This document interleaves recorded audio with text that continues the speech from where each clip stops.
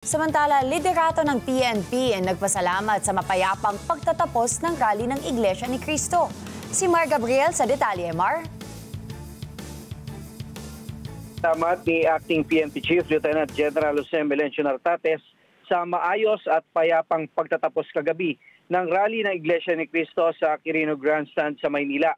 Sa pahayag na inilabas ng General, malaki raw ang naitulong sa pagsiguro ng kaayusan ang ipinakitang disiplina, kooperasyon at pagsunod sa mga panuntunan ng mga dumalo sa aktibidad. Sa datos ng PNP, umabot sa halos 600,000 ang dumagsa sa ikalawang araw ng Rally for Transparency and Better Democracy. Sa kabila nito, nanatilian niyang mahinahon, organisado at mapayapa ang buong programa. Pinasalamatan din ng General ang kanilang mga tauhan sa dedikasyon, profesionalismo at mahigpit na pagsunod sa maximum tolerance na ipinakita sa 2 araw na programa. Bagaman tinapos na kagabi ng Iglesia ni Cristo ang aktibidad, nananatili raw na naka-full alert ang buong puwersa ng PNP. Hinikayat din nila ang bawat isa na manatiling alerto, sumunod sa mga protocol at i-report sa otoridad ang anumang kahina-hinalang aktibidad.